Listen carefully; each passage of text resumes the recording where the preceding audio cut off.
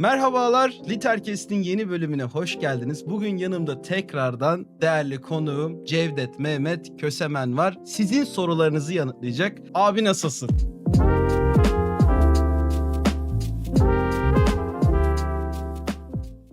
Merhabalar. Yakın zamanda 2000 aboneye ulaştığımız için sizlere bir hediyem var. Efendim imzalı 3 tane Türkçe All Tomorrows baskısı hediye ediyoruz. Hem All Tomorrows'un Türkçe'ye çıkmış olması hem de tabii ki de 2000 aboneye varmamız kutlanacak bir şey. O yüzden böyle ufak bir hediye yapalım dedik. Eğer katılmak istiyorsanız 2 şansınız var. Birisi direkt bu videonun altına katılıyorum yazıp altına da Instagram adresinizi yazmak ve tabii ki de abone olup bu videoya like atmak. Ama ekstra bir tane daha katılma şansı istiyorsanız, yani 2 katılımlı toplamda olmak istiyorsanız Instagram'daki hediye postumuzun altına da katılıyorum yazabilirsiniz. Şartlarımız bunlar. Şimdi iyi seyirler diliyorum. Kendinize iyi bakın. Görüşürüz. Abi valla çok daha seni gördük daha iyi olalım. Zaten hani real hayatta da görüşüyoruz, konuşuyoruz ama bir kez daha okurlarımızın ve izleyicilerimizin karşısında olmak bir ayrıcalık tabii. Keyfim yerinde valla. Asayiş Berkemal. Seni Süper. gördük daha iyi olduk. Bu sorular var bugün anladığım kadarıyla. Onları gördük daha iyi olduk. Evet. Bu kaydı da 2 Haziran 2026 tarihinde yapıyoruz. Dinleyen herkese şimdiden çok teşekkür ediyoruz. Sevgiler diyoruz. Herkese hoş geldin diyoruz. Evet abi, başlamadan önce biz en son çekim yaptığımızda biz daha yeni tanışmıştık. Benim Cevdet abiyle ilk konuşmamdı. Şimdi Evet. aylar geçti. Aylar geçtikten sonra biz tabii görüştük ettik. O Dostluğumuz da yüzden ilerledi, evet. aynen dostluğumuz çok ilerledi. O yüzden daha da samimi bir şekilde bugün karşınızdayız. Genel olarak sohbet açısından ben çok gergindim ilk de. Çünkü ilk deneyimimdi böyle hani ünlü bir insanla yaptığım böyle gerçekten podcast'i. Sen de abi senin sayende o şeyimi de kırmış oldum. Bu dönemde bayağı bir değişiklik oldu. O yüzden tekrardan hoş geldiniz. Bizlerlesiniz efendim. Sorulara başlamadan önce ufak birkaç duyuru yapalım hemen, değil mi? Hı hı, Önemli hı. abi bence. Öncelikle All Tomorrows'u Türkçesi çıktı. Merhaba. Evet. Ben eleştirdim, dedim ki bu Türk yayın evleri neden yapmıyor ya? Çok büyük bak olay, kaçırıyorlar Allah'ım falan diyordum en son ve bunu habire konuşuyordum. Birileri dinledi. Kara Karga destek yayınlarının galiba bir şey olan Kara Karga yayınları aldılar efendim. Dediler ki biz Türkçe basacağız bunu. Çok da Hı. helal olsun yani. Bence güzel hareket. Ben çok takdir ettim. Bence çok önemli bir hareketti. Sen de çok güzel bir anlaştın onlarla abi. Çok güzel bir çeviriyle Hı hı. karşımıza Türkçe olarak All Tomorrows geldi. Ciltli bir Evet. baskı değil. O orijinal baskı gibi. Ancak gayet kaliteli bir kağıt. Yani ben beklediğimden çok daha kaliteli bir kağıda basılmış bence. Fiyatına göre, özellikle fiyatı bu ara yani resimli bir kitaba göre çok uygun. Yani kesinlikle bakmanızı Yani öneriyorum. şöyle diyeyim, kalburüstü bir kafede 2 kişi oturmanın fiyatı Hı hı. günümüzde Hı yani. hı. Kesinlikle öyle bu arada ya. Hatta çok daha ucuz bence artık abi. Kahve Yani 250 lira kafe falan var, değil mi? kafe var. Evet, doğru. Aynen. Onu da hemen bir duyuralım. Buradan takip edenlerin de haberi olsun. Eski videoya bazı yorumlar gelmiş yeni. Türkçesi çıktı, Türkçesi çıktı diye. Onlara da selam olsun takip edenlere. Bu arada eski videomuz da abi 5000 izlenmeyi geçmiş. Ay, Yani helal olsun ya yani. Bayağı şahane güzel. bir izlenme Darısı bence. daha nice seyirlere yani. Benim olduğum O videolar her zaman. Sırf bu videoya yeni gelen izleyicilerimiz varsa lütfen Emir'in kanalını takip edin. Abonelik ziline basın. Bir de gerçekten Emir'in çok güzel live streamleri de oluyor. Arkada ben yani çizerken, çalışırken dinliyorum. Çok yani doğal, yetenekli bir hatip. Çok güzel bir teşekkür muhabbet ediyorum. döndürüyor. Yani yaptığın her şeyde daha çok tanınmayı hak ediyorsun. Tanınacağına da eminim. Çok Çok çok sağ ol. teşekkür ederim. Keza bana Abi ben platform. teşekkür ederim. Aynı şekilde çok sağ ol. Dediğim gibi buna bir bakın. Aşağıda linki var. Aşağıda her zamanki gibi Cevdet abinin Patreon'u, Instagram'ı, neyini ararsanız var. Her şeyine bakabilirsiniz. Bugün zaten Patreon'daki bir konu hakkında da soru da gelmiş. Redux hakkında. Şimdiden spoilerını vermiş olalım. İkinci bir konu. Evet. Yeni kitap çıkıyor. Evet abi, burada sözü sana bırakayım. Abi o da çok yeni bir gelişme. Daha aslında hani kitabın tabii sözleşmesini imzaladık. Kaba hatları oturdu ama %100 bitmedi. Yine bu İngiliz yayıncım sağ olsun Wilton Square Books'la kısa öykülerimin ve gerçeküstü resimlerimin yer aldığı böyle farklı bir anlatım dili deneyeceğimiz. Çünkü fark ettik yani günümüzde insanlar resim bakıyor ve okumada da hani short story'den daha uzun bir şeylere kafa sarmıyor yani. Genç okurların attention span'i bu. Hı hı. Ben de tesadüfen 2017'den beri böyle kısa kısa garip hikayeler yazıyordum. Bazıları All Tomorrows evreninde geçen, bazıları kendi şeylerinde geçen. Bunları resimlerle birlikte sunacağız. Resimler tam o hikayeden olan resimler olmasa da o dünyanın ruhunu, havasını yakalayan eserler. Bayağı renkli, daha önce görülmedik bir iş olacak bayağı. Final Şahane. Inoculation. Türkçesi çevrilirse herhalde son aşı diye olur. Hı hı. Ama belki bambaşka bir isim de yapabiliriz. Yani bu böyle hani mesela ünlüdür hani filmin İngilizce ismi The Crow, Türkçesi Ölümsüz Aşk. Evet, öyle çok var. Yani Leon the Professional, sevginin gücü falan diye evet, çeviriler var. evet. Yani o aslında bence pragmatik bir karar. Yani Hı hı. İngilizcesi final inoculation ama Türkçe son aşı deyince böyle veteriner ya da bebek doğum falan gibi şeyleri oluyor. Evet, tam bir olmuyor yani o anlam geçmiyor. Belki Türkçesinin ismi Sonsuz Deniz olur ya da çünkü ya kitabın tagline'ı da şey Akdeniz tarihinden ilham alan garip hikayeler ve gerçeküstü eserler yani böyle bir şey. Muhteşem. Ee, Beklemedeyiz Yani efendim. Türkçesinin adı herhalde biz ona tırnak içinde placeholder name olarak Sonsuz Deniz diyelim. İngilizcesi Final Inoculation. Böyle valla bu da bayağı böyle artık full time yazar olmaya doğru gidiyorum. Çok güzel bir şey. Her gün Çok uğraştığım mutlu bir ediyor bu proje. beni. Çok mutlu ediyor yani full time yazar Sayende olman çok mutlu ediyor. gerçekten abi. Yani herkese de ona bakarak olmaya çağırırım ama herhalde bu sene sonundan önce çıkmaz yani biraz işi Hı var hı, çünkü. hı hı.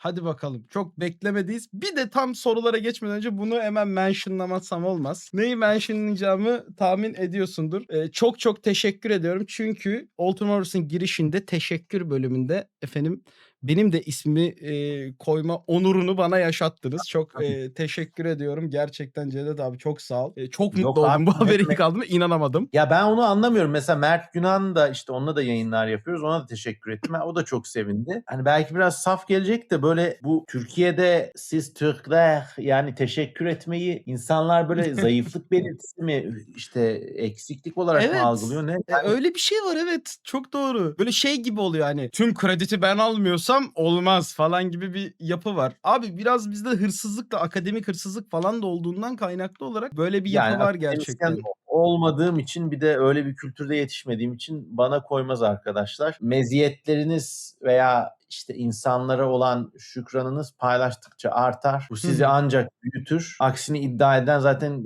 küçük, basit ve aşağılık bir ruha sahiptir. Ve bu sırf bizde de yok. Mesela Mazhar Alanson'un biyografisinde okumuştum. Güzel bir filmleri var işte. Her şey çok güzel olacak diye. Cem Yılmaz da oynuyor. Mesela o Çok güzel bir filmin filmdir. müziklerinin çoğunu Alman bir adam yapmış. Bu böyle ismini kendi öne çıkarmak için onu kreditlerde ekarte etmiş falan. Yıllar sonra aslında abarttık yani adama da hakkını vermedik diye pişman olmuş sonunda. Hani onu da Hımm.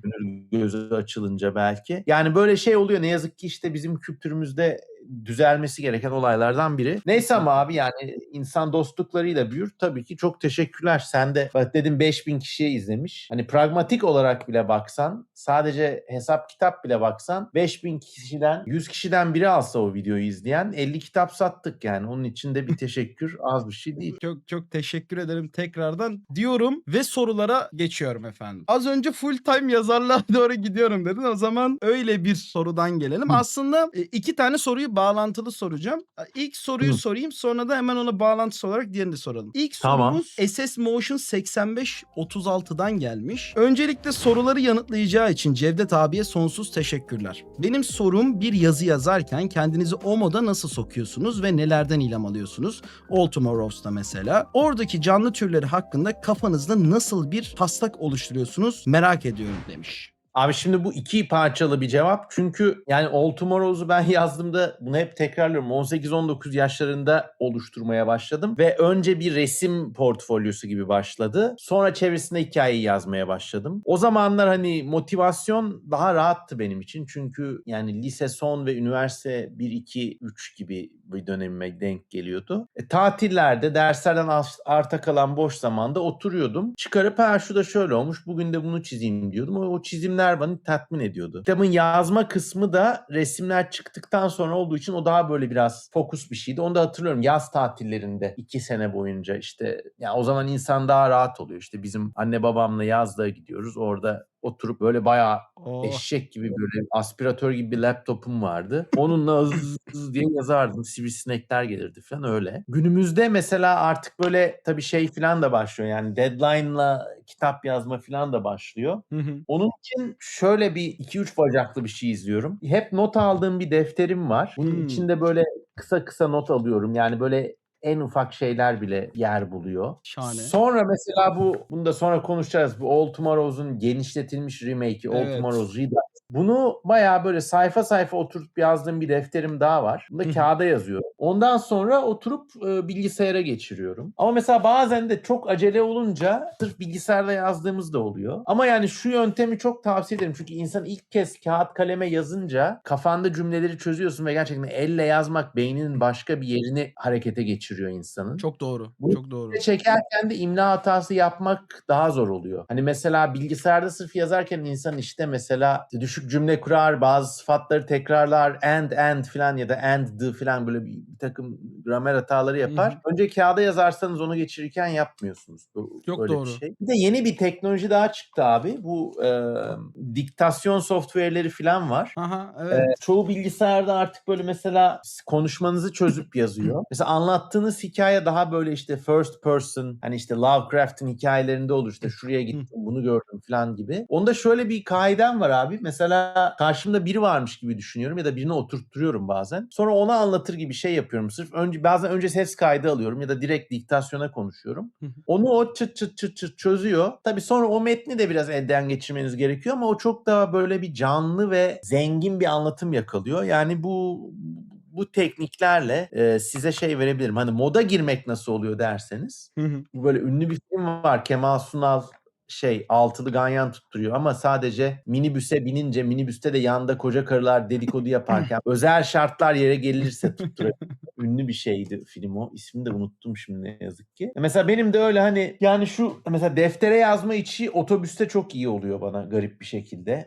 Ya da yani sokakta çıkıp bir kafeye gittiğimde de yürüdüğümde falan iyi geliyor. Yürümek kafayı iyi şey ediyor. Ama mesela bilgisayarla yürüyemiyorsunuz. O da şey. O yüzden defterin bir avantajı da bu. Katılıyorum. Evet. Abi zaten yürümek Kierkegaard haklıydı bence. Öncelikle söyleyeyim. Çok bence yürüyorken yaşıyorum önermesi gayet iyi bir önerme. Gerçekten yürümek kreatif zihni açtığını düşünüyorum ben de. Yani şahsen ben de yazı yazarken işte makalelerde veya işte bir şeyi hazırlarken yürüdüğümde onları proses ediyorum aklımda. Müzik dinliyorum. Bazen hiç dinlemiyorum. Kulaklığı bile yanıma almıyorum. Sadece yürüyorum ve etrafın sesini dinliyorum. Ve gerçekten bir fikir oluşuyor artık. Aklımda cümleler oluşmaya başlıyor. O aklımda oluşan cümleler belli bir seviyeye geldiğinde de hemen oturup küçük bir defter vardır her zaman benim yanımda. Zaten benim cüzdanımda da var biliyorsun. Her zaman yazacağım bir yer oluyor. Ve bence özellikle kreatif fikir bulmaya ya da aklındakileri toparlama konusunda yürümek çok iyi bir tavsiye bence herkese. Yakınınızda özellikle böyle doğal bir alan da varsa böyle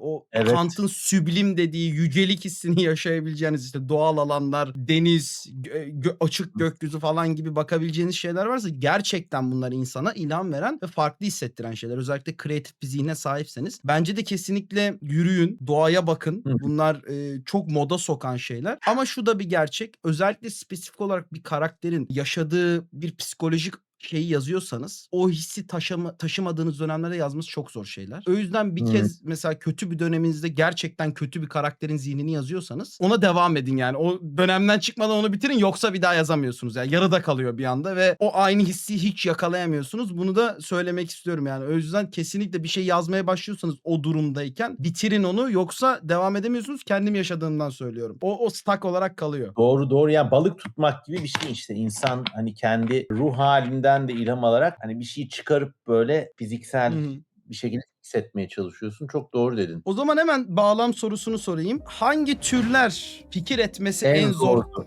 Evet. Kuksum Migo isimli arkadaşımızın. Kuksum Migo evet sormuş. Teşekkür Migros'ta ediyoruz. Migo pizza var. Onu ben çok gülüyorum.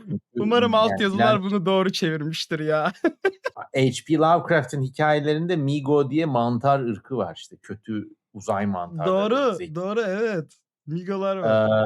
Migros'ta da Migo Pizza var. Hani orada espri yapabilirsin işte. İyi ki fungi pizza istemedim, mantarlı pizza istemedim diye. Neyse. Yanlara kaydık. Yani All Tomorrows'u kastediyor arkadaş herhalde. Yani açıkçası önce resimleri zevk için çizdiğim için hani pek zor bir şey yoktu. Ama herhalde yani insana daha yakın türleri çizmek daha zor ve sinir bozucuydu. Mesela o yüzden hani kitaptaki o Marslılar resminden o kadar mutsuzum ki. Yani bence çok büyük yani günümüzde ben o resmi çok severek izleyemiyorum. Onu mesela in universe bir çizimmiş gibi yapmıştı arkaya kağıt koyup. Çünkü yani yetersiz bir resimdi o. Bu yani günümüzde mesela bir daha yapsam bu Star People var işte. Onların o anatomileri falan o böyle soğan gibi kafaları falan o da bir yamuk geliyor bana. Yani onu da baştan şey yapardım. Herhalde en zorları bu iki ırktı. Geri kalan hepsi hani böyle yaratmanın zevki için başta yaratıldığı için bir sıkıntı yaratmadı. Abi ben şunu söylemek istiyorum. Marslı çok artık popüler bir resmin oldu. Yani internette de çok Ama kullanılan. en sevdiğin resimlerinden biri o kitaptaki.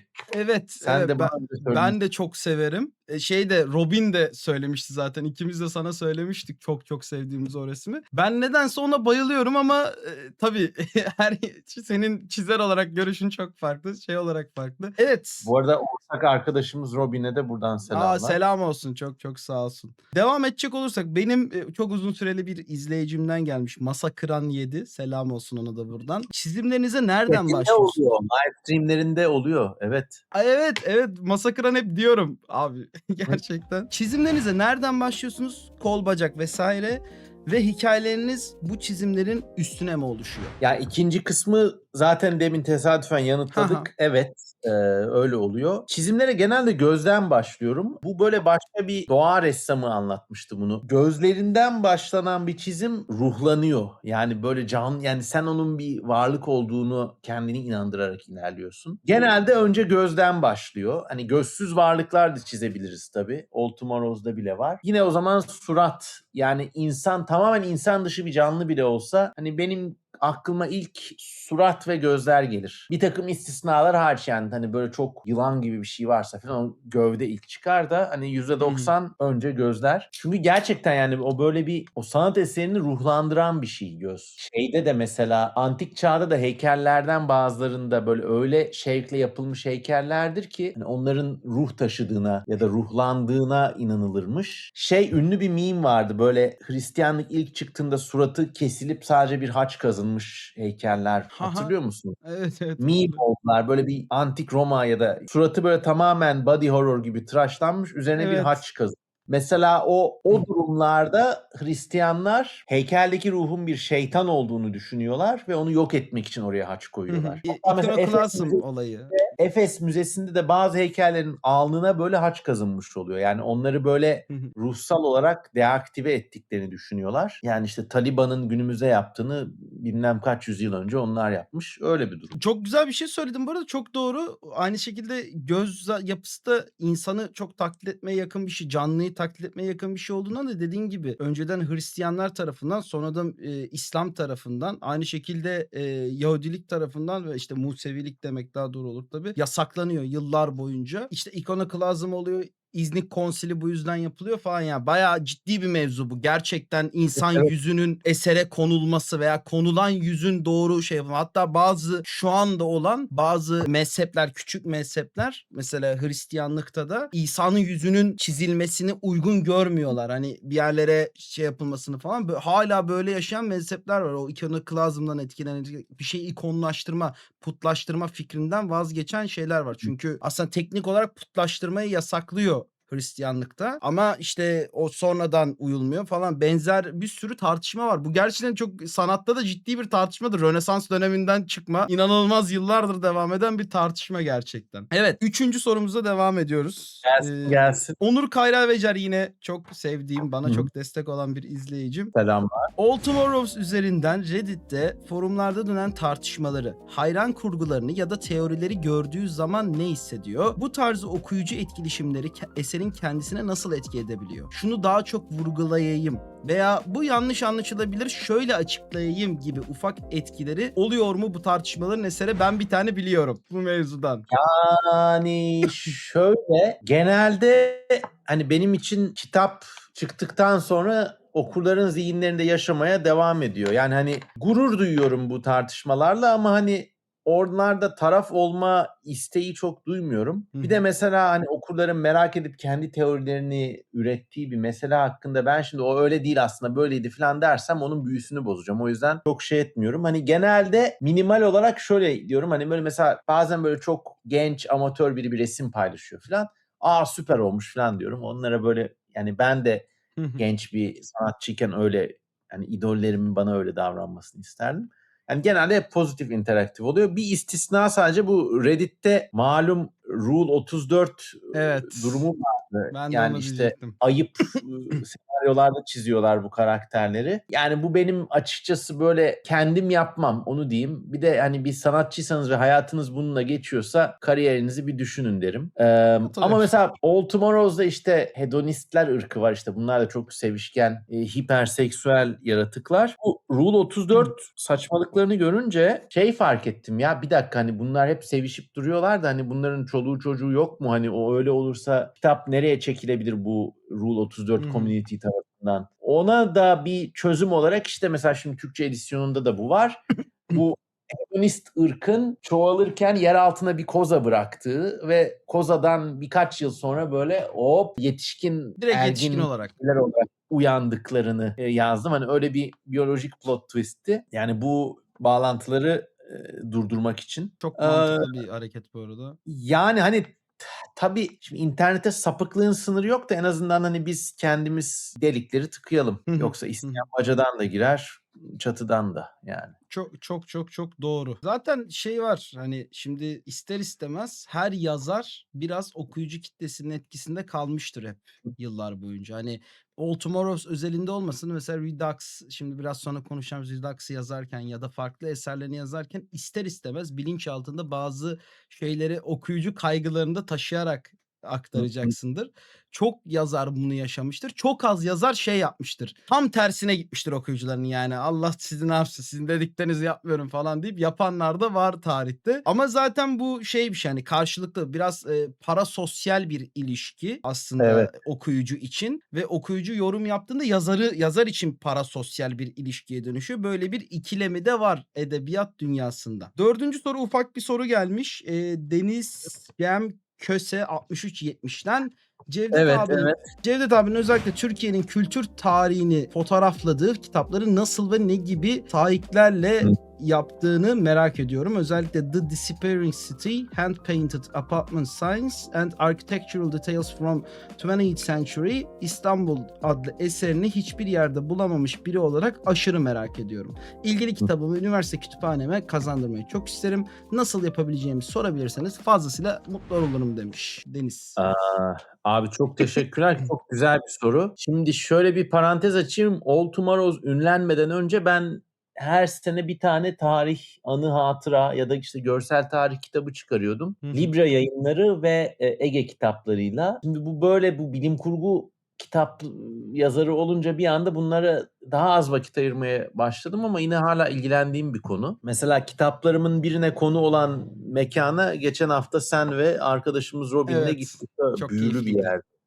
Çok. Bülbüldere mezarlığı yani çok şey. Bu Deniz'in dediği yer, Deniz'in dediği kitap The Disappearing City bu benim daha hani ünlenen bir de bu işte bir yine parçası olduğum hikayeleri video serisine de Hı biraz hı. ilham veren İstanbul'dan şehir detayları ve el yazısı apartman tabelalarının bir arşivi böyle 2 Hı hı. ciltlik dev gibi bir eser. Şimdi bunu İstanbul'daysanız Salt Galata Kütüphanesi'nde var. Bir de İstanbul Araştırmaları Enstitüsü diye Pera Müzesi'nin aslında bir parçası olan bir bölüm var. Tepebaşı Taksim'de o. Hı hı. Oralarda bulabilirsiniz. Kütüphanenize kazandırmak istiyorsanız Libra Yayınları, Libra Books, librakitap.com.tr oradaki iletişim adresine yazıp sorabilirsiniz. Kütüphanelere satıyorlar çünkü. Yani kitabın satış ücreti çok ucuz değil ama üniversiteniz özellikle bir araştırma üniversitesi ise yani mesela Bilkent'te ya da İTÜ'de okuyorsan belki buna ödenek çıkarabilirler ve alabilirler. Onun dışında dediğim gibi Salt Galata ya da İstanbul Araştırmaları Enstitüsü'nde bunu bulabilirsiniz. Bu arada yani çok da teşekkür ediyorum. Yaptığım her farklı işin böyle farklı bir meraklı kitlesi oluyor ve dolaşıp herkesin birbirini bulması da çok önemli ve değerli bir şey. Kesinlikle. Böylelikle Deniz'e de çok teşekkür ederim. O zaman sonraki sorumuza geçelim direkt. Emre Bozkuş'tan gelmiş. Selam olsun ona da buradan. Yakında Selam. umarım üçümüz de bir program çekeceğiz. Umarım Oldu. boş vakit çıkarsa. Sana da söylemişti sanırsam değil mi abi? Konuşmuştunuz diye hatırlıyorum Emre'yle. Evet, Emre evet. abiyle. Şimdi o da demiş ki All Tomorrows'ta insanlığın grotesk ve trajik evrimini kurgularken vermek istediğiniz temel felsefi mesaj neydi? Ve bu vizyonu hayata geçirirken bilimsel doğruluk ile sanatsal hayal gücü arasında nasıl bir denge kurdunuz demiş. Güzel bir şey. Yani aslında ben bu kadar felsefi ya da derin düşünmüyorum kitap yazarken ama tabii Emre'nin dediği noktada gerçek. Yani temel mesaj şey idi. Hani ne geçmişe takılın ne gelecekten korkun. Hayatın hikayesi hayatın kendisidir. Çünkü hani kitapta işte 2 tane kötü ırk var. Bir işte meşhur kuğu var.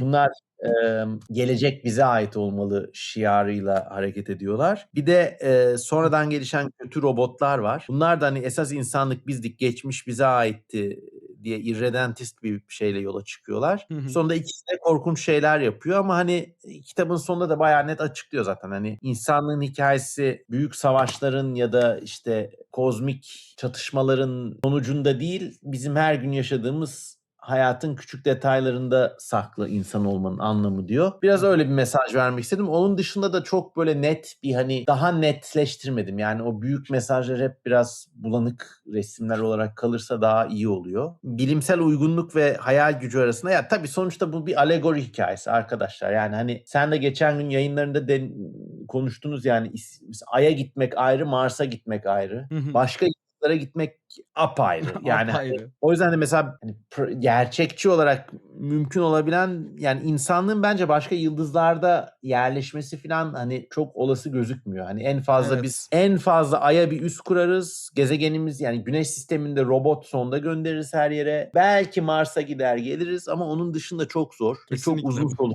projeler bunlar. Evet. Hani o yüzden bir yerde alegori oluyor. Yani işte insanlar uzayda başka gezegenlere gitti mi gitti işte. Hani Kuğu geldi mi geldi. Hani Hı hı. fazla detaya inersen orada böyle bir takılıp kalabilirsin. Onun dışında hani bilimsel gerçekçilik daha çok yani yaratıkları etkileyen evrimsel paradigmalarda oldu. Mesela işte parmaklarıyla balık tutan bir tür var. Parmak balıkçıları Evet. diyoruz. Çok güzel. Onlar hani denize geçince parmakları bir anda yelkene dönüşüyor. Evrimsel tarihte, doğal tarihte de mesela bir iş için gelişen organlar başka bir işe adapte oluyor. Yani komplike yapılar böyle çıkıyor. Onu göstermek istedim. Ya da bazen evrim tırnak içinde geri gidebiliyor. Yani bir ortama uyum sağlarken canlılar gözlerini kaybedebiliyor. Ya da işte kanatlı canlılar uçamaz hale gelebiliyor. Ya bunu doğal tarihte kuşların evriminde, sürüngenlerin evriminde vesaire bir sürü kere görüyoruz. Balık evriminde falan bir sürü gözünü kaybeden, ayrı ayrı mağaralarda yaşayıp ayrı ayrı gözlerini kaybeden bir sürü balık türü var, mağara balıkları. Hı hı. Yani daha çok hani gerçekçilik o yüzden doğal tarih alanında var. Onun dışında hani kitabın siyasi ya da astrofizik boyutu biraz alegori ve fantazi. Ben de burada şunu demek istiyorum özellikle All Tomorrows'un bilimselliği ve sanatsallığı arasındaki ilişki hakkında. Şahsen çok gerçekçi bilim kurguları çok sanatsal olarak keyifli bulmayan biriyim. Yani bilim kurgu okuması yaptığımda şahsen. Çünkü bir tık bilim kurgu yaparken tamamen mantıklı bir bilimsel düzen kurmaktansa daha duygu iletimi, fikir iletimi sağlamak için bir şeyleri bükmek bana her zaman daha keyifli geliyor. Ama tabii ki de mesela bazı bilim kurgu severler var. Onlar tam tersi tamamen gerçekçi böyle. Gerçek dünyanın devamı bilim kurgu dünyaları Hard istiyorlar. sci-fi deniyor ona. Hani hard sci-fi kesinlikle. Ama Hı. şahsen ben her zaman Dune'u, Cyberpunk'ı daha çok beğenmeye aynı şekilde All Tomorrows gibi eserleri daha çok beğeneceğim. Çünkü bilmiyorum şahsen bana bir edebiyatçı olarak hikayeyi tamamen önemseyen bir insan ve hikayenin sunumunu önemseyen bir insan olarak bilimsel kısmı çok şey gelmiyor. Çok kritik gelmiyor. Tabii kritik yani bir mantık çerçevesi içinde olması lazım bazı şeylerin. Ve bazı şeylere ekstra uğraşılınca bazı detayları inanılmaz güzel oluyor. Mesela işte senin aynı şekilde yaptığın gibi evrimsel kurguda bir başarın olsun. İşte aynı şekilde Cyberpunk'ta mesela işte dijital kullanımın nasıl mantıklı şekilde çalışabileceğini çözmeye çalışması olsun falan. Bunlar mesela aynı şekilde Dune'da da benzeri bir şeyin, uyuşturucunun insana çok nüfuz edildiğinde nasıl bir duruma geleceği olsun. Sonuçta kendi söylüyor Frank Herbert. Bu benim lafım değil arkadaşlar. Kendi söylemi Frank Herbert'ın. Beni taşlamayın. Nasıl olsun? Hani bunlar tabii ki de spekülatif olur, çok gerçekçi yapıyor. Aynı şekilde çöller nasıl işliyor mesela Dune'da falan çok iyi biliyor yazar. Ama sonuç olarak Dune'a baktığında gerçek olabilecek bir şey değil yani o, anladın mı? Hani adam prophet, sahte prophet falan nasıl yapacaksın onu? Aynı şekilde hepsi için geçer. Ben bu tarz şeylerin daha iyi hikaye aktarımı yaptığını düşünüyorum. Bu konuda da bunu bir eklemek istedim. Yani hard sci-fi konusunda Ben Bova mıydı? Red Mars, Green Mars, Blue Mars diye. Dur bakayım onlara. Ben çok Pardon. hard sci-fi bilmiyorum. Kim Stanley Robinson'ın bir serisi var mesela. Mars'ın terraform edilmesini açıklayan Hı hı. ve böyle çok da güzel böyle içinden insan hikayeleriyle hani Mars'ın nasıl terraform edildiğini anlatan bir hikaye serisi. Yine benzeyen galiba Brian Aldiss'in Heliconia diye bir şey var. Helikonya'yı duymuştum ya. Bu da böyle yine çok gerçekçi bir şekilde başka bir gezegenin de insanlar tarafından yerleşime açılmasını anlatıyor. Hı hı. Ama mesela düşününce yani mesela şey de var. Arthur C. Clarke'ın hani ilk televizyon uydusunu hayal ettiği bilim kurgu hikayeleri de var. Onlar da mesela Evet. bayağı sci-fi. Yani öyle bir yanı da var. Onu da çok es geçmemek gerekiyor ama sonunda günümüzde düşününce en hard sci-fi yani sen istiyorsan gemiyi böyle olabildiğince hesaplarını yaparak tasarla falan. En hardest hard sci-fi bile en uçuk fanteziyle aynı olasılıkta. Evet. Yani o aradaki denge biraz böyle vermek istediğiniz mesajı ya da anlatmak istediğiniz hikayeye doğru göre değişiyor mesela. Tabii. Mesela hani The Expanse çok güzel bir dizi. İşte o da hard Evet, sci-fi. Expanse bayağı iyi bu arada gerçekten. Orada da onu güzel kılan şey karakterlerin gelişimi, arkları. Yani hani hard sci-fi'yi da iyi yapan, iyi yapmanın yolları var bence. Tabii ki var. Kesinlikle katılıyorum. Böyle şahsi bir yorum. Evet, devam edecek olursak yine çok değerli bir isimden bir başka Türk yazarımızdan gelen bir soruyla devam etmek istiyorum. Mehmet Berk Yaltırık. Ona da çok selam olsun buradan. evet. Bilmeyenler için daha önce kanalımızda da kendisi çok konuk olmuştu. Aynı şekilde Emre Bozkuş da konuk olmuştu. İkisinin de podcastlerimiz var. İzleyebilirsiniz arkadaşlar eğer keyif alıyorsanız sohbetten. Evet, Mehmet Berk Yaltırık demiş ki eskiden yazdığı Zazi.org okuyamıyorum. X.asi.org gibi Hı hı. sitelerde okuduğumuz Eseidon ve Zeri-Atrix hikayelerini yeniden yayınlamayı veya yazmayı düşünüyor mu? Şimdi bu güzel bir hatıraları depreştirdi. İnternette böyle 99-2000 yıllarında Xaziorg ya da Zaziorg mu nasıl okunduğunu ben de hiç bu kelimeyi telaffuz etmedim. Zaziorg Ölümsüz Öyküler Kulübü diye bir oluşum vardı. Çok böyle siyahlı yeşilli şahane bir web siteleri vardı. Orkun Uçar bu oluşumun içindeydi.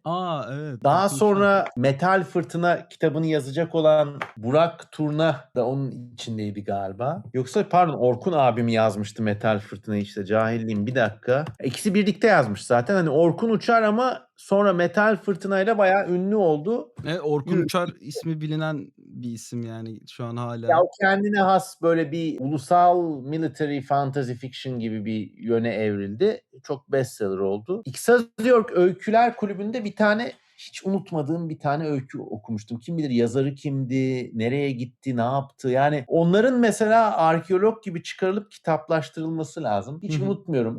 Fransızlar Maraş'ı işgal ediyor. Kurtuluş Savaşı yıllarında pozitif milliyetçi bir söylem hep vardı bu oluşumda. Fransızlar işgal ettiğinde Antep dağlarında, sırtlarındaki antik çağdan kalan rölyefler, heykeller canlanıp Fransız asker taburlarını paramparça ediyordu. Böyle çok garip bir heykel. Yani çok garip bir hikayeydi. Bayağı da beğenmiştim böyle. Çok gerçekten ilginçmiş ama çok güzel yani. Tam olarak yazılması gereken böyle yani çok hoşuma gidiyor böyle şeylerin yazılması. Hani sadece milliyetçilik kapsamında değil de böyle ülkeyle alakalı, bizim ülkeyle alakalı olması çok hoşuma gidiyor. Weird Fiction hatta yani istersen Anatolian Weird Fiction'da yani çok değerli yani. Yani demin anlattığım hikayenin şeyden hiçbir farkı yok yani. Lovecraft'in herhangi bir hikayesinden hiçbir farkı yok. Gerçekten. Hani orada da bilinmeyen bir şey canlanıp gerçek olamayacak bir değişiklik yaratıyor hayatta. Aynı şey. Ve böyle bir sürü yani düzinelerce belki yüzlerce öykü vardı. Yani Allah kahretsin. O yüzden hep insanlara diyorum yazdığınız şeyleri hani bir dosyada duracak bile olsa böyle A4 kağıda bile olsa basın diyorum. Yani bak 20 yıl geçmiş ve hani o öykülerden çoğu tamamen kaybolmuş olabilir. Bu arada bunu bilen hatırlayanlar varsa onlar da yorumlara yazsın. Excelsior'un bir şeyi de o zaman İstanbul'da tek bir merkez vardı. O da İstiklal Caddesi'ydi. Hatırlıyorum yani İstiklal Caddesi'nde The Matrix'ten çıkma böyle deri pardüsüler giyen bir grup vardı. Sırtında Excelsior yazıyordu. İnanılmazmış. Belki Orkun Uçar'dı, belki o sitenin daha başka böyle higher up üyelerinden biriydi ama bunu çok net hatırlıyorum. Bir de o zamanlara Matrix'in etkisi de yadsınamaz. Hani çoğu insan hayatın simülasyon olabileceği fikrine bile daha anlayamazken bu film çok büyük bir etki yapmıştı. Karakterlerin giyim kuşamı, işte o hikaye anlatımının o bitirim cyberpunk hali falan çok etkilemişti insanları. Hatta böyle Bulut Bey diye böyle bir 3 bölüm yayınlanıp yayından kaldırılan bir dizi vardı böyle Türk Matrix diye. Böyle adam silahları çıkarıyor, ateş ediyor. Sonra silahı atıp yeni silah çıkarıyorlar ya Matrix'te o lobi çatışma sahnesi. Öyle yapmaya çalışmışlar. Bulut Bey diye bir karakter var işte top sakallı bir adam çıkarıyor, ateş ediyor. Böyle bullet time etkileri oluyor orada. Buk, buk, buk geliyor. İnanılmaz. Bunu hiç bilmiyordum. Sonra adam silahı atmak yerine böyle eğilip kibarca yere koyuyor. Çünkü hani atsa kırılacak.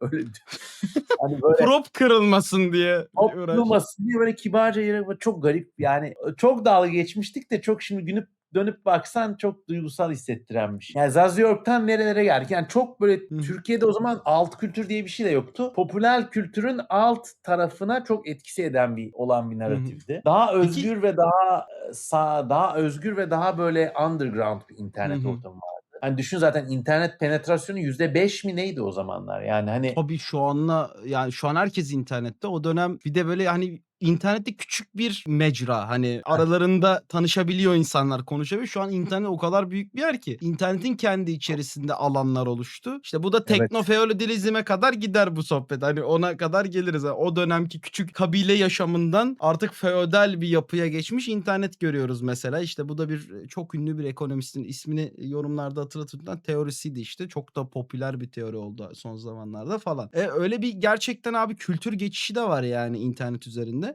Peki yayınlamayı düşünüyor musunuz? şimdi o öykülere de geleceğim. Bir dakika. Devam ediyoruz. Tamam. O zamanın internetinde ben de böyle kısa yani kısa avantür hikayeler vardı. Esau Edom vardı. Ve Zeriatrix diye onun bir sequel'ı gibi. Bu arada bunu hala hatırlanmasına bile onur duydum. Çok teşekkür ederim. Esau Edom böyle Ankara barlarında türeyen glam rockçı gibi bir kişi. Önüne gelen bütün kızları etkiliyor ve sevişiyor. Müthiş bir Onun karakter. tarafından kalbi kırılan erkekler böyle bir müzik grubu kurup bununla işte bu adam aynı zamanda müzisyen. Aynı sahneye çıkıp bunu dövmeyi ya da işte tartaklamayı düşünüyorlar. Sonra ortaya çıkıyor ki bu Esau Edom denilen şey insan değil. Böyle vampir gibi uzamış bir bedeni var. Karakterlerden biri sevgilisini tuvalette basıyor bununla. Burasında böyle gland gibi şeyler var. 6 tane meme ucu gibi şey var. İkisinden böyle kadınları delirten bir fermon akıyor. Diğer ikisinden amfetamin gibi bir şey akıyor. Diğer ikisinden LSD gibi bir şey akıyor. Hani onun böyle yanına giden insanlar ona dayanamıyorlar. Hani biochemical glamour sahibi. Zaten glam gibi bir adam. Yani böyle David Bowie'ye benziyor gibi tasavvur etmiştim onu. Çok sevdiğin. Neyse bunu işte karlı bir Ankara gecesinde kovalıyorlar falan. Öldürüyorlar, ölmüyor. Yeniden diriliyor falan. Sonra işte o bir savaş sahnesi falan oluyor. Göğsü şişiyor bu diye böyle bir şey atıyor. Ağzından böyle demir diken gibi şeyler atıyor. İşte karakterlerden birini yaralıyor falan. Neyse sonunda bir şeyler oluyor. Bunu böyle patlatıyorlar mı? Kafasını mı ne koparıyorlar? Sonunda öldü diyorsun. Ama Esau Edom 2'de geri dönüyor. İsmi de Zeriatrix. Hayır, Zeriatrix bambaşka. O bambaşka bir şey. Esau Edom 2'de geri dönüyor. Direkt aynı Esau sakıyorlar. Edom 3 hikayesi var. Sonra bir de Zeriatrix var. Zeriatrix'te böyle anti-Esavedom gibi başka bir para-human entity. Sonunda ortaya çıkıyor ki bunlar böyle dünya oluştuğunda buraya gönderilmiş çok sofistike nanoteknolojik varlıklar. Ama bu Esavedom denilen karakter bir şekilde yoldan çıkmış, kendini böyle sekse ve dünyavi zevklere vermiş. Sonunda o da böyle bir conversion yaşıyor falan. Yani avantür, saçma sapan hikayelerdi. Bir şey değil mi? Arkadaşlar Müthiş. bunu basılması ve yayınlanmasının imkanı yok. Yani Bunlar çok niş köşelerde kalacak yok şeyler değil işte mi? şu an olsa patlar. Hani yani ben de tanınıyorum falan, çok patlar da ben büyüdüm geçtim ya. Yani belki ben öldükten sonra biri yayınlar ama çok yani günümüzde ben bakınca cringe hissediyorum. Hı hı. Hı hı. Ama şöyle, o sen yazdığın için öyle. Hani Evet. sen yazdığın, kendi yazdığından öyle Ürün seviyorsun şu an. dokunması lazım yani. Yeraltı edebiyatı gibi bir şeydi yani. Bayağı hani okuyan, yorumlayan, tanıyanlar oluyordu. Bilmiyorum yani daha ona geri dönene kadar 1000 tane şey var ama hatırlamanız güzel oldu. Bu hikâyede o zaman tabii daha bu All Tomorrows'u yazdıktan sonra uydurduğum hikayelerdi bunlar ve tam böyle geyik gırgır olsun diye. Demek ki bak onun da böyle bir kalıcılığı varmış. Çok acayip. Kesinlikle. Ben hayatımda dinlediğim en ilginç şeylerden birini dinledim yani az önce. Şu an çok Bayağı mutluyum. seks vardı. Bayağı seks işte o kızların kıyafetlerinin sayfa sayfa tasviri, işte sevişmelerin şeyleri filan yani günümüzde de 20'li yaşlarında olan insanlar tabii bu dünyayı, bu şeyi tanıyor olurlar yani Hı böyle hı. filan. O yaşların bir yazısı yani o. Hani Evet, evet. Ama onu da yine böyle bir dönüp dolaşıp böyle bir şeye bağlamıştım yani böyle kozmik bir entity'ye kozmik hani bir bu evet. niye böyle yapıyor? Fallen Angel gibi bir karakter filan falan. It'e benzemiş. Şey var ya Stephen King'in It. Aynen ölmüyor. Hani ona benzemiş It'le bayağı. It'le David Bowie'nin karışımı Hı hı. bir varlıktı. Sonra ama işte bir de bunun eski sevgilisi falan geliyordu. Hı Böyle hı. SCP bir kız var falan. O da işte böyle erkekleri baştan çıkarabiliyor falan. Çok avantür hikayelerdi. Yani o böyle. Evet, müthişmiş ama bunu burada dinleyenler olarak Yani öğrendik. bu hikayeler Türkçe manalı olan hikayeler. İngilizce yazsan garip kaçar ya da hani böyle o Tabii. hani Ankara'da da böyle Ankara'da işte Büklüm sokakta kar yağmış falan öyle yani o betimlemeleri yapamazsın. Sevenlerin aklında basılı bir kitaptan çok daha etkili olarak kalacaktır. O yüzden herhalde bu son duyuşum. Kesinlikle katılıyorum. Müthiş bir, lore bu senin için abi. Derin Adam Kösemen lore'u bir başka.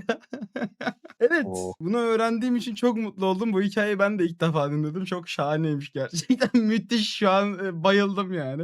Evet. tam böyle o zamanlar benim mesela o Hıı. yazıya değil de Sonsuz Hikaye diye bir oyunum da vardı arkadaşlarımızla. O zamanlar keyif için içki içerdim. Böyle arkadaş meclisinde toplanınca filan böyle çıt diye açarsın işte Batuhan o gün uyandı. İşte babasının bağ evinde kalıyordu. Üzüm asmaların dibinden bir ses gelmeye baktı. Gitti ve asmaların dibinin çamur olduğunu gördü.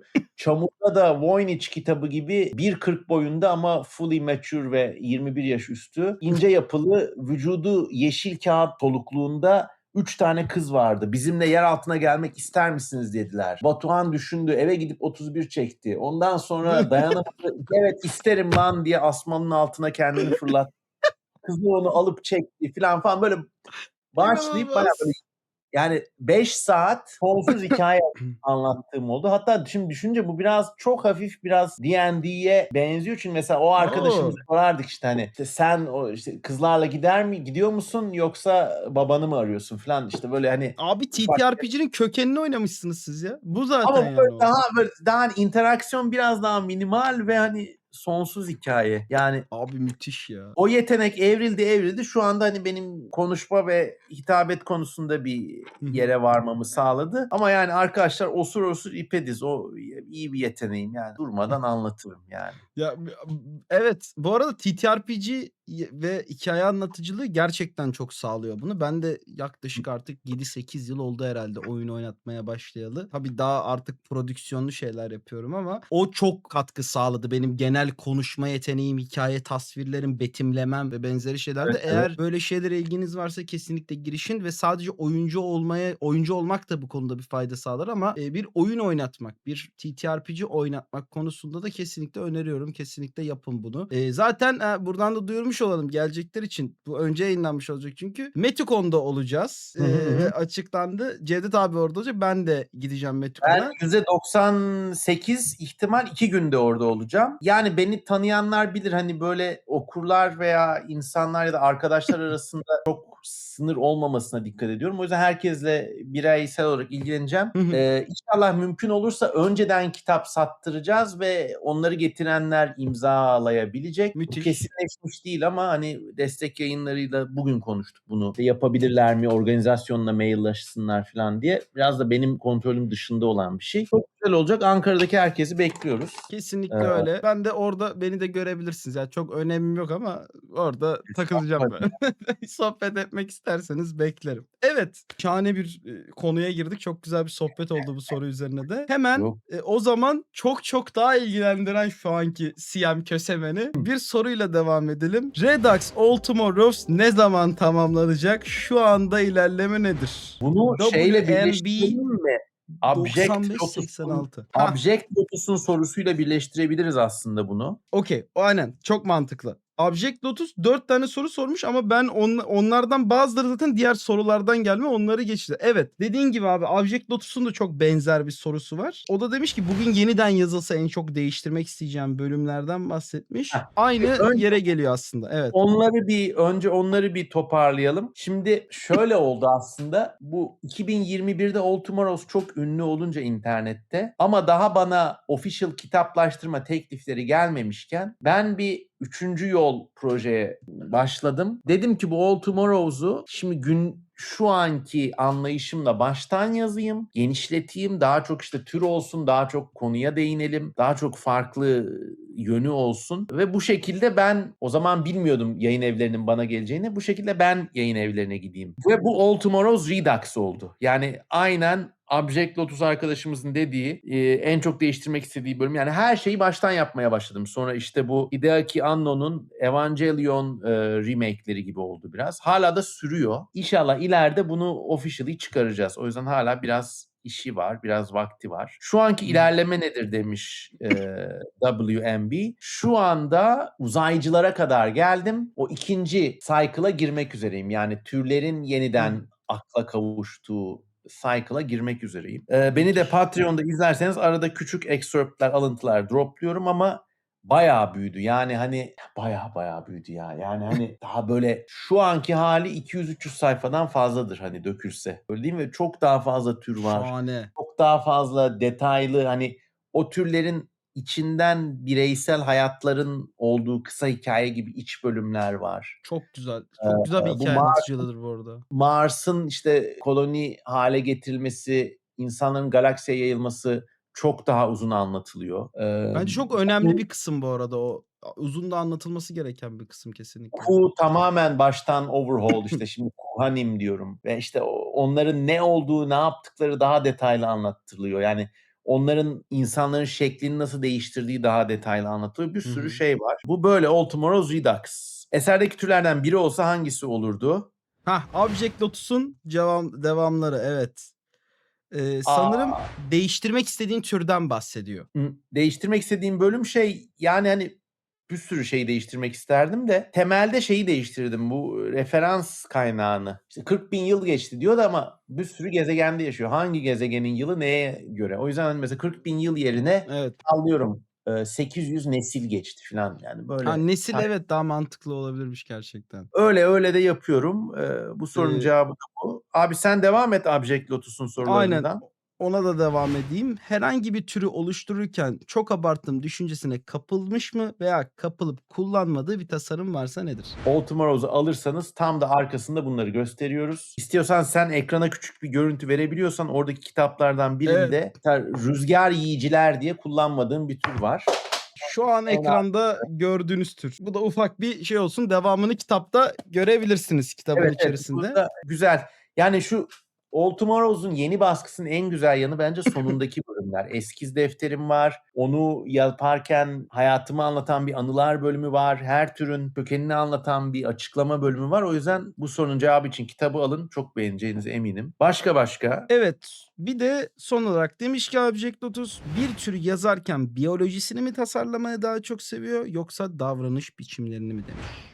İkisi el ele ya. Yani biyolojiyi düşününce davranış biçimlerini düşünürsün. Mesela hani böceksi bir ırk düşün mesela. Yani Oltumaroz'dan bağımsız diyorum. Böceksi bir ırk olduğunu düşün. Hı hı. Böcekler nasıl büyür? Kabuk atarak. Büyüdükçe kabuk atarlar. Şimdi öyle akıllı bir tür olsa mesela kabuk atmadan önce PMS'in 10 katı gibi stresli ya da huylanmış ya da agresif olabilir. O da davranışını yani mesela işte ders işte bu bizim arkadaş niye bugün böyle ters? Abi işte kabuk atacak. Sen de alttan al biraz. Hani öyle güzel detaylarla biyoloji ve davranış birbirini zenginleştiriyor. Böyle bir şey yazıyorsanız adım adım mesela o yazdığınız türün günlük hayatını düşünün. Nasıl tuvalete gidecek, nasıl beslenecek, Hı hı. nasıl büyüyecek, işte büyürken neler hissedecek. Onu düşününce yavaş yavaş o hikaye kendi kendine oluşturuyor. Öyle de güzel bir detay. Bir de Abject Lotus'un bir sorusunu atladık galiba. Ee, Üçüncü soru. Yok, onu da okuduk. Hepsini okuduk Abject Lotus'un abi. Eserdeki türlerden biri olsa hangisi olurdu O demiş de. değiştireceğin tür hangisi olurdu anlamında. O üstteki soruya devam. Ha yok, sen direkt hangi tür Ben de olmak o isterdin? ben de onu öyle okudum. Ben yanlış anladım. Sen hangi tür olmak isterdin? Onu soruyormuş Abject Lotus. Valla Çok ben pardon. evet Ben yanlış kanatlı uçan anlamışım. insanlar olurdum herhalde çünkü uçmayı seviyorum. Müthiş Uçmak bu arada isterdim. ya. Bir de çok entelektüel varlıklardı diye hatırlıyorum onlar, değil mi? Böyle bir şeyleri de var. Biraz öyle. Bir de ömürleri kısa Allah öyle vermesin tabii ama hani Tabii. yani gerçekten şöyle uçabilmek kanatlarımla çok isterdim o Uçabilmek enteresan. çok büyük bir özgürlük hissiyatı olurdu gerçekten bir insan için. O ilginç. Bir sonraki soruda bu hava ve gökyüzü mevzusunu konuşacağız biraz sonra. Oraya geleceğiz. O konuda araştırma yaptım çünkü Kaav için sorusunda ama oraya gelmeden önce çok bağlantılı bir soru alayım. Hatta hafiften cevabını verdik. Zenori demiş ki baştan All Tomorrows'u yazacak olsanız eski versiyona göre en büyük değişiklik ne olurdu demiş. Aslında az önce cevap verdik az çok buna. Ya yanıtladık evet ama Zenora'yı de Patreon'a davet ediyoruz. Excerpt görmek isterse. Aynen öyle. Redux'ta da Redux. bu zaten ortaya teker teker çıkacak. Aynı şekilde Mars'ların çizimini konuştuk. İşte Hı. bazı yazarlık değişikliklerini konuştuk. Yıl değil de nesil gibi. Onlar gibi değişiklikler demiştik Zenora'yı. Evet, son soruya geçmeden önce bir Kuzum Migo'nun başka birisi adına sanırsam sorduğu, Adonis Hernandez adına sorduğu bir soru var sanırsam. Okey. Diyor ki insanlardan çok da üstün olmayan bir tür ile ilk arkadaşça kontakt olsaydı onların gitmesi için en iyi yer neresi olurdu diyor. Şimdi bu soru acaba literally mi? Bunlar da İngilizce gelen sorular. Bu arada yani bakın Evet. arkadaşlar uluslararası iletişim ne kadar değerli. Yani başka ülkelerden insanlar gelip bize soru soruyor. Çok önemli Kesinlikle ve çok değerli bir çok şey. tatlı, çok değerli. Teşekkür ediyoruz hepsine de. Yani kim nereye gidecek? Hani o tür dünyaya gelince mi ilk nereye giderler? Ben biraz öyle anlıyorum. Bu da biraz Sanırsam öyle bir soru. Hani dünyaya yani bu da friendly biraz contact kurduktan sonra dünyada nereye giderler? İlk gidecekleri yer ne olur gibi bir. En iyi gidecekleri yer ne olur gibi bir soru diye anladım ben. yani o türün yapısına göre değişir. Mesela hani akuatik bir türse hani James Cameron'ın Abyss filminde deniz insanları ya da denizde Hı hı. yaşayan UFO gibi şeyler vardı. O zaman hani derler ki tamam kardeşim işte biz Mariana Trench'in orada 3 tane devlet kuracağız. Uluslararası anlaşmalarla şey edilir. Ne istediklerine bağlı yani friendly contact diyor bir de dostane o zaman. Yani belki o gezegenin şartları mesela dünyadan biraz daha soğuk bir gezegense bu canlılar ne bileyim Gobi çölüne ya da tundraya ya da Sibirya'ya yerleşip orada şirketler kurabilir. Şöyle düşünmemiştim. Onun da tabii diplomatik sonuçları olacaktır. Ya da mesela çöl yani sıcak bir gezegenden gelen bir ırksa belki dünyanın çöllerine yerleşirler. Ama burada onlarla petrol şirketleri arasında itilaflar çıkabilir. Ya da hani ne bileyim uzaylıların şehrine yerleşimine bir terör saldırısı olabilir. Böyle öyle District 9 gibi ilginç şeyler Evet, çok senaryolar doğru. çıkabilir bundan. İki E, tarafın da halkından bir sabotaj benzeri işte eylemler gibi şeyler gelebilir. Çok doğru. Öte yandan bu tür insanlara benzer doğal şartlara muhtaçsa o zaman işte iş çok acayip olur. Yani günümüzde hiçbir yerde, hiçbir savaş ya da işte çevresel felakette görülmeyecek boyutta bir PR çalışması gerekir. İşte hani uzaylı Evet. komşularınıza iyi davranın. İşte uzaylılar için de insanlar için de işte dünyalılara yani dünyalılarla sürtüşmeyin. İşte mesela hani bir dünyalı hapşurursa ona çok yaşa deyin. Ya da hani Evet. işte ne bileyim yemek yerken işte kusup masada bir daha yemek onlar için kabadır işte. Yani böyle ilginç Eğer şeyler olabilir. sexual bir durum olabiliyorsa da işte evlilik benzeri O şeyler bayağı çok acayip. ilginç. O mesele aslında o bayağı yani o zaman böyle humanoid bir tür olması falan gerekir. Evet. Aklıma şey geldi benim. Bu Ölümsüz, This Immortal diye bir kitap var. Yazarın Bunu ismini da ben unuttum. Roger bilmiyorum. Zelazny. Onun Vega diye bir türü vardı, uzaylı türü. İnsanlara çok benziyorlar, maviler, çelimsizler, Hı, erken ölüyorlar ama aşırı entelektüel ve aşırı sanatsal varlıklardı. Ve şey hı, gibi bir ilişki oluyordu bir süreden sonra. İnsanların üstünlük kuruyorlardı insanlarda yine. Birazcık hı. bile üstün olsalar ve bayağı bildiğin insanlarla olmayı hani böyle zoofili gibiydi onlar için. İnsanlarla olmak. Hani böyle insan köleleri oluyordu ve onlarla cinsel bir şey yaşadıklarında zoofili oluyorlardı. Hani o kendi toplumlarında mesela. Hani böyle ilginç fikirler var. Bilim kurgu edebiyatı dünyasında böyle bir sürü fikir Yani var gerçekten. Yani, hani, şöyle düşün, günümüzde mesela Down sendromlu bir kadınla evlenen normal bir erkeği düşün. Yani pek iyi bakılmaz, hani. Kesinlikle. Çok güzel, evet. Çok mantıklı bir örnek. Şey olur, yani, hani, bu uzaylılar sırf tipleri mi insana benziyor? Mesela Larry Niven'ın Ringworld evreninde orada ama şey var, yani Ringworld çok büyük bir gezegene benzeyen bir yapı bir güneşin Hı hı. çevresinde. İşte Hı hı. dünyanın 3 milyon katı alanı var. Oraya binlerce yıl önce insanlar nasıl olduğunu sorma bir şekilde getirilmiş ve orada Ringworld'de farklı türlere ayrılmışlar. Mesela Hı hı. dağlara gidiyorsun. Dağda yaşayan böyle daha kürkle kaplı dağ insanları var. Ovalarda sırf etle beslenen etçil kırmızı Hı hı. insanlar Hı hı. var. Yani böyle hani ırk noktasını aşıp artık farklı türler olmuş ve düzinelerce farklı insanlar var. Mesela onlar artık çocuk sahibi olamıyor. O yüzden Hımm. mesela bu Larry Niven de böyle aşırı libertarian döneminde yazdığı bir hikaye bu. O yüzden yani bayağı günümüzde bayağı hippie ve gavatça geliyor. Ama mesela o yüzden Ringworld'de farklı türler çok rahat sevişebiliyor. Çünkü çocuk sahip olma şeyi yok ve hani gerçekten hani zevk için yani felekten bir gece çalacaklarsa başka türden insanları arıyorlar. Ve sırf Ha, okay. öyle toplantıların olduğu böyle ticaret buluşmaları falan oluyor. Garip bir şey. Yani İlginç bir temaymış. Bunu ilk defa zaten Ringworld okumadım. Rishatra diyorlar evrende. Kendi türün dışındaki biriyle cinsel alaka.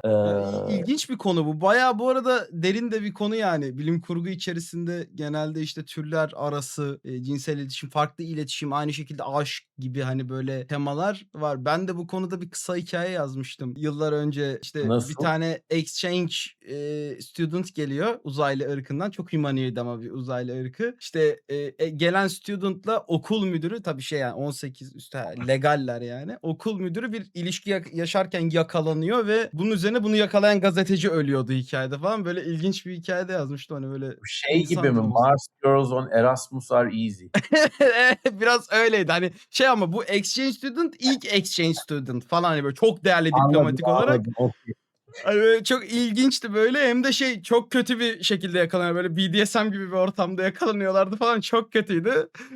Yalnız hani biraz şey böyle İngilizlerin o hafif taşralı gazeteci diliyle yazmıştım kısa hikayeyi. O geldi aklıma şimdi de. Belki bir gün bir yerde yayınlanır Abi arkadaşlar. benim de Saveydom çıktığı gün o da çıkarım.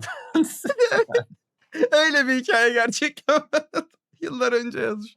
Ama ben daha 20'lerimdeyim abi öyle bak. 30'larıma Yok geldiğimde bunu. yok go for it go for it. Yani kesinlikle sakla benim yaptığım gibi yok etme ama evet. Evet, son sorumuz. Bu soru üzerine biraz ben de konuşacağım için bilerek sona bıraktım. Çünkü üstüne Güzel biraz güzel. araştırma yaptım arkadaşımızın sorusuna cevap vermek için. Son sorumuz Kaviç'ten geliyor. İnsanlık antik mitolojilerde göklerden gelen tanrılardan bahsederek ne anlatmaya çalışmış olabilir? Farklı farklı mitolojiden kitaplar görmeyi de çok isterim demiş. Yani benim anladığım kadarıyla biraz şey sorusu da var burada. Hani insanlık böyle bir yerden gelen şey işte uzaylı olarak göklerden geliyor. Yani Hı uzaydan hı. gelen gibi mi yorumlamış? Yoksa Bir böyle bir Von şey. Däniken havasıyla sorulmuş bir soru gibi geldi bana da. Hı hı. İlk senden bir duymak istiyorum düşüncelerini. Sonra ben tabii antropoloji sevdalısı olarak oturdum. Biraz da zaten az çok Mircea Eliade'den bildiğim bir konuydu. O Eliade mi demek artık doğru okunuşu falan. Ona da baktım. Sonra Dörkheim'a falan da girdim. Biraz onu anlatacağım nasıl bir görüş olduğunu ama ben senden çok merak ettim abi. İlk senin düşüncelerini alalım. Abi ben daha takoz pragmatik bir açıdan bakayım. Yani evet, bir sürü dünya dini tanrıları gökyüzüne yerleştiriyor.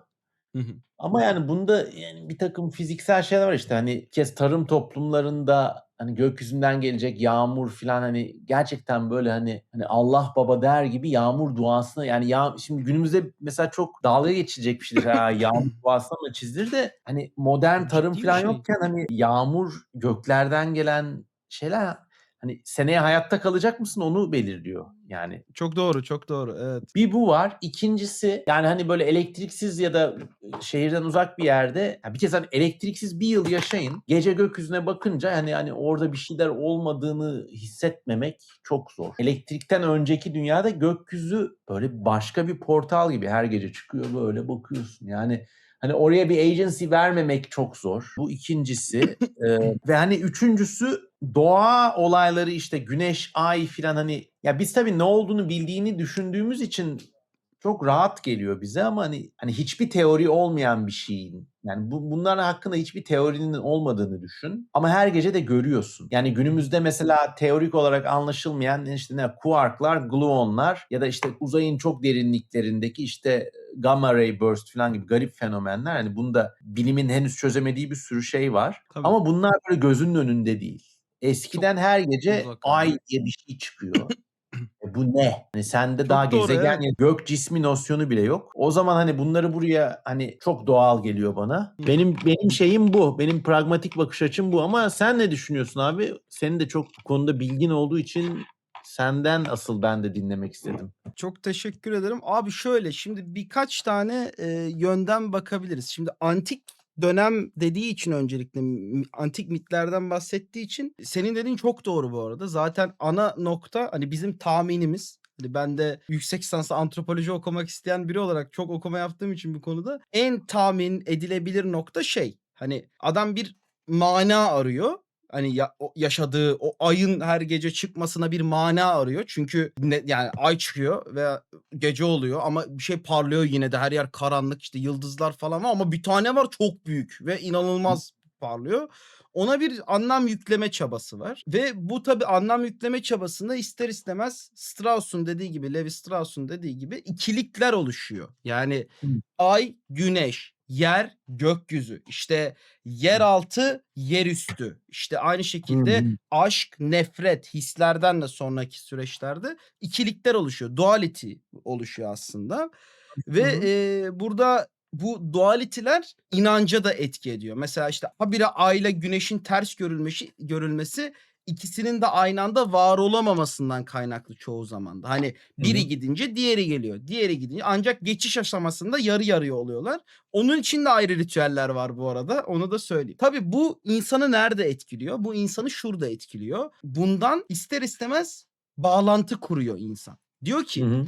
ay çıktığında gece geliyor, güneş çıktığında ısınıyorum. İşte konumdan konuma da o yüzden, mitolojiler, değişkenlik gösteriyor. İnançlar değişkenlik gösteriyor. Çünkü çölde güneşin çıkması demek cezalandırılıyorum demek şu an yani. Hı Canım hı. acıyor demek çölde. Hani survival'ın için iyi bir şey değil çölde. O yüzden Bedevi mitlerinde hep dualar ona göre aynı şekilde. Ama gittiğinde daha böyle, yakın bizim coğrafyaya doğru geldiğinde o dönemin toplumlarına baktığında güneş bereket simgesi. Hani Hı hı. ve her zaman bereketle ilişkilendiriliyor. İşte her zaman ekinlerin büyümesiyle ilişkilendiriliyor. Yani insanın inancı da yaşadığı bölgeye göre çok şekillenen bir şey. Şimdi gelelim gökyüzü durumuna. Öncelikle ilk dediğin çok doğruydu.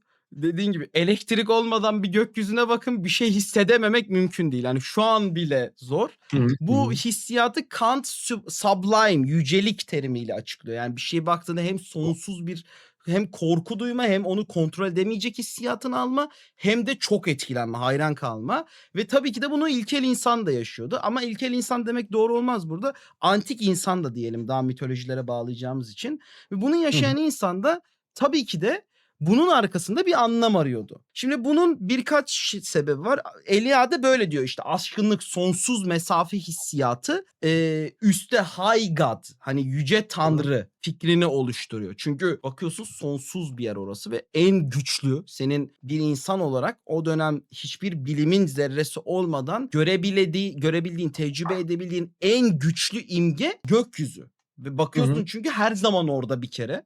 Sabah, akşam, öğlen her zaman orada ve bundan dolayı da baktığında hep görebildiğin en yüce imge. Şimdi bu bir kere sende zaten çok fazla düşünce oluşturuyor ve ister istemez daha Durkheim gibi bakarsak yalnızca doğayı açıklamaktan değil de Durkheim de burada şey der, hani meşrutiyet, bu meşruiyet, hani kral yönetiyor. Yöneticinin yeri gökyüzü. Çünkü Legitimacy. aynen legitimacy. Çünkü benim üzerimde bir etkisi var, baskısı var der mesela. Durkheim'dan bakarsan. Daha animizm, işte Taylor'dan bakarsan da aynı şekilde doğadaki her olayın ruhsal bir, insani bir ruhsallığa büründürülmesi, o yücelik hissini. Yani aslında uzaylılar geliyor gibi bir fikir yok. Şu fikir var. Bizi yaratan burada. Hani dışarıdan gelen bir şey yok. O dışarısı zaten bizim bir parçamız. Yani biz bütünüz. Hani şey gibi yok. Orası farklı bir uzay, orası sonsuzluk falan gibi fikirden çok şey var. Hani orası üst dünya, üst reel, kutsal reel ve oradan tanrılar aşağıya etki ediyor gibi bir şey. Çünkü üstte olmak insan sembolizmde her zaman üstünlük göstergesidir her anlamda. Yani sen fiziksel olarak bile üstte durduğunda mesela konuşmacılar hep ortada üstte durur değil mi? Ya da işte Tabii ya işte koltuk krizi, yüksek alçak koltuk falan o hep o yüzden. Kesinlikle öyle. Bu çok sembolik bir şey insanda ve tabii bu orada da oluşuyor zamanla. Çünkü gerçekten de üstte olmak avantajlıdır arkadaşlar çoğu zaman. Yani hani fiziksel konum olarak da üstte olmak avantajlıdır çoğu zaman. Hani doğanın kendi survival yapısında da aynı şekilde. Üstte olmak her zaman. Uçan kuşlar mesela. Hani her zaman bir farklı bir hissi uyandırır insan üzerinde de. Şimdi bunlar var. Tabii burada farklı örnekler de var. İşte Anu, Uranos, işte Ra gibi böyle direkt en önemli tanrıların hep gökte olması. Aynı şekilde bizim mitolojimizde de işte Ülgen göktedir. İşte Kayrakan daha böyle şey bir tiptir. Hani gökte olmasından çok her yerdedir Kayrakan. Çünkü yaratıcı, en artık her şeyin kaynağı gibi görülür. Bazılarında farklı da görülüyor. Kayrakan'la Ülgen'i aynı noktaya koydukları var ama Ülgen gökyüzündeki tahtında, hatta altından işlemeli tahtında oturur mesela. İşte onun bir altında katında da Umayana vardır. Süt gölünde yer elde eder. Neden? Çünkü işte birinci maskülen yönetici figür, ikinci doğurgan kadın figür. Aslında dönemsel olarak bu eşitlerdir ama bazı dönemlerde ayrılmışlardır. O toplumun değişimleri ve toplum ekonomisinin, toplum yapısının yansıması inançlarına doğru gider. Yani kısacası bu bir gökyüzü kozmik bir yönetim merkezi gibi görülüyor bütün yapılarda. Doğru bak, bunu çok iyi dedin. Ya bir kozmik yönetim merkezi. Bunun biraz daha antropolojik açıklaması bu. Hani daha kaynaklarla, böyle farklı isimlerle ve biz hala uzaya çıktığımızda çok mutlu oluyoruz. Çünkü gökyüzünü deliyoruz. Hiç aşılamayacak bir sınırı aşıyormuş gibi hissediyoruz her uzaya çıktığımızda. Ve gerçekten de öyle aslında. Hani çünkü bundan 100 yıl önce uzaya çıkmaktan bahsettiğinde deli derlerdi yani sana. Hani kimse inanmazdı. Ay'a yolculuk yazıldığında gördük yani. O zamanın kritikleri saçmalık, hiçbir zaman olmayacak şeyler falan diyordu yani. Hani çok hızlı geliştiğimiz için insan zihni de bunu çok kavrar. O yüzden hep şey vardır ya. Yok abi çıkılmadı ya. Yalan işte. Gök kubbe aşılmaz falan. Çünkü eski inançlarda genel olarak bütün hepsi, bak Hristiyanlık, büyük dinler, eski mitolojiler, her zaman şey vardır. Göğe çıkamaz. Gök tanrılarındır. Hani gök en büyük varlıklarındır. Ha sen bunu tabii modern bir inanan biri vardır. Farklı yorumlar işte. Mesela dersin ki gök aslında hani gerçekten dünyanın dışından değil. Hani bu metaforik bir gök. Aslında Tanrı'nın yeri dersin mesela. Daha mantıklıya gelir. Modern dinciler de öyle yapıyor. Hristiyanlıkta, İslam'da aynı şekilde farklı dinlerde de bu yapılıyor mesela. Çünkü öbür türlü mantıksız oluyor, anladın mı? Öbür türlü çıkıyorsun çünkü abi çıktık yani literal anlamda şey olmuyor. İnanılabilir olmuyor. Biraz din, inanç evrim geçirir dönem teknolojisine göre de. Çünkü tabii canım yani kesinlikle. her şey değişir ona göre. Mesela Kepler, ben korku tarihinde de bunu anlatıyorum işte. Kepler ve işte Galileo falan ortaya koyduklarında dünyanın yörüngesel bir yapısı olduğunu. Korku da değişiyor mesela. Çünkü insanlar bazı şeylerden korkmayı, bazı şeylerden korkmamayı öğreniyorlar. Mesela korku tarihi videomda da 2. bölümde de onu anlatmıştım aslında ve, bu gerçekten çok ciddi bir şey. Şimdi biz bu dönemden her şeyi bilerek bakıyoruz ya, öyle bir hatamız var bizim. Hani Hı dediğin gibi hı. abi çok doğru. Hani sanki gökyüzünde uzay olduğunu biliyorlarmış gibi yorumluyoruz. Yok öyle bir şey. Bilmiyorlardı. Hani onlar için karşıdaki dağ nasıl görünüyorsa gökyüzüne baktıklarında ay da öyle görünüyordu. Bunu biraz doğru anlamak lazım. Hani Doğru. yani iki ulaşılamazlık noktası o dağın tepesiyle şey öyle gözüküyordu ay. Ay'a hani böyle şeyler de var işte. Eski toplumlarda yakma ritüelleri işte havaya Ölüm karışması bir yıkılma şeylerin. falan.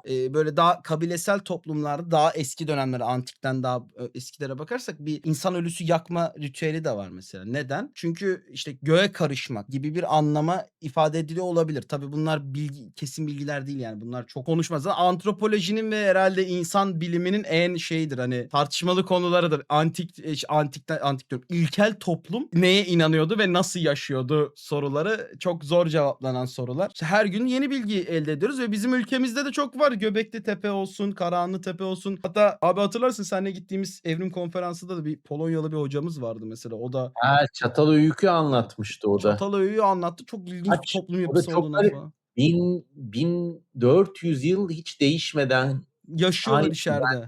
çok garip gelmişti o da. Çok ilginçti mesela. Böyle, hani, toplumlar da var ve ilk toplumlar bunlar aslında. Hani, öncesinde daha kabilesel küçük yapılar varken ilk gerçekten toplumlaşan, gerçekten birbirinin kültürüne uyum sağlayan, kültürün de varoluşunu ortaya çıkaran şeyler aslında bunlar. Tabii bunlar çok zevkli konular. Araştırması, incelemesi çok keyifli konular ama içine bir kez girdiğinizde de çıkamadığınız konular. Çünkü kanıt yok. Yani bilmiyorsunuz. Hani, gerçekten hiçbir zaman öğrenemeyeceksiniz de ne olduğunu. Biz de hiçbirimiz öğrenemeyeceğiz. Çünkü yeterince kanıtımız yok, yeterince bulgumuz hiçbir zaman olamaz. Çünkü öyle Yalnız bir maalesef bunları şeyimiz yok. okumak da beyin jimnastiği yani gerçekten hani bu konularda tamam belki gerçekten konklusif yerlere varmak çok güç ya da hani bütün paradigma böyle bir anda değişebiliyor ama yani bilgiyle öyle muhatap olmak da insanın zihnini çok açan bir şey. O yüzden hani Hı hı. yine de boşuna bir çaba değil konularda araştırma yapmak da şey. Kesinlikle katılıyorum. Burada şeyi de söylemek istiyorum. Buradaki işte dinleyen insanların da birkaç algısını tekrardan düzenlemek adına. Arkadaşlar bizim ilkel insanlardan çok bir farkımız yok. Yani biz aynı düşünüyoruz ilkel insanlarla ve aynı insanlarız. Hep şey olgusu var. Mesela antik dönemi farklı sanan insanlar var. Antik dönemdeki insanla bugünkü insan aynı yani. Çok bir şey değişmedi. Hani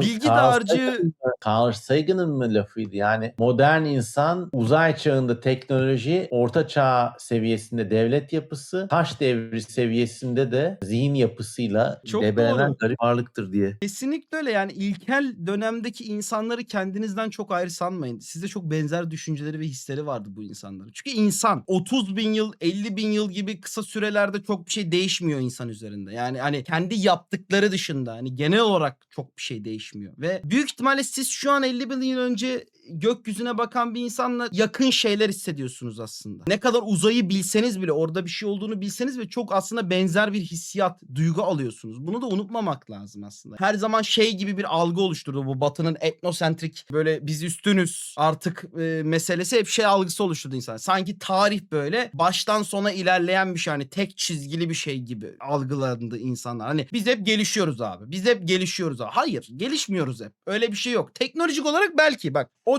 perspektifte inceleriz. Toplumsal olarak şüpheli yani belki bazı noktalarda ama insan olarak ve duygu olarak hayır. Aynı kişisiniz. Bence de. Aynı şeyi arıyoruz. Şey vardı. İngiliz edebiyatının yükseliş dönemi vardı. Çok ünlü. 18. 19. yüzyıllar. İngiliz edebiyatı yükselir. Çünkü din kaybolur. Dinin yerine bir şey geçmişse İngiliz edebiyatı gelir. Bugün İngiliz edebiyatı bitiyor. İşte dijital kimlik geliyor. Yarın dijital kimlik bitecek. Başka bir şey gelecek. Ama aynı şeyi dolduruyoruz. Yani bir şey fark etmiyor. Aynı hissiyatları dolduruyoruz. İnsanlar bazen bunu çok algılayamayabiliyor. O kadar böyle artık çok bir de hep böyle hala eski öğretiler var. Akademide de mesela hani eski antropolojinin öğretileri var. O zamanki antropologları da suçlamamak lazım. O zamanın dünyası öyle bir dünya. Çoğu propaganda uğruna hizmet etmek zorunda. Yani en basitten kafatasçılık olayı abi sen de bilirsin. Zamanında işte CIA'lerin kafatasları ayrı yapıdaymış da bunlar alt insanmış gibi teoriler falan atan antropologlar vardı yani. Sonra Boas diye bir adam gelip bunların hepsini tek başına çözüyor ve her yerden ban yiyor falan. Çünkü adam hani gelip şey diyor. Saçmalamayın lan, yok öyle bir şey deyip çözüyor yani bütün olayı falan. Ya mesela böyle hani fikirlerden doğan şeyler bunlar. Bu da aynı şey. İlkel insan o kadar da ilkel değil. Teknolojik olarak biz ilkel diyoruz ilkel insana. Bunu unutmamak lazım. Yok yok, bayağı böyle çok yönlü ve bayağı çalışılmış bir cevap oldu. Hani iyi ki bu soru gelmiş diyorum ben de. Abi kusura bakma, seni biraz bölüp ben sonlarda bir Yok şey ya, niye, yaptım ama senin uzmanlık alanın, hiç gayet sıkıntı yok. Bu soru cevap formatı çok güzel oldu. Yani kaç soru yanıtladık? 4. 12. Valla 12 soruda leziz bir program oldu. Abi Çok sana bir keyifliydi kez daha abi. teşekkürler. Katkıda bulunan herkese teşekkürler. Aynı şekilde herkese çok çok teşekkür ederiz. Şahane abi, ben de sana çok teşekkür ederim. Çok keyifli bir sohbet oldu gerçekten. O zaman bu videonun altında da soruları alıyoruz. Evet, yani bu son şeyimiz olmasın. Hani gerçekten biraz yoğun bir programım var ama dönüp dönüp dolaşıp yeniden yapabileceğimiz bir format oldu. Bu hoş oldu. Until the next time diyorum. Aynen öyle. Ton çıkmadan hemen bir duyurularımızı da yapalım. Tekrardan hatırlatayım. Videonun başında da görmüşsünüzdür zaten. Bir çekilişimiz var arkadaşlar. 3 tane CM Kozman imzalı, şöyle gösterelim. All Tomorrows baskısı Türkçe hediye ediyoruz biz Kurenes olarak. Çok mutluyum çıktığına ve neden izleyicilerim de bundan faydalanmasın. Madem imzalatabiliyoruz, izleyicilerimiz de faydalansın dedim. Şaka bir yana, tabii ki de güzel bir böyle ufak bir çekiliş diyemiyoruz artık. Hediye verelim.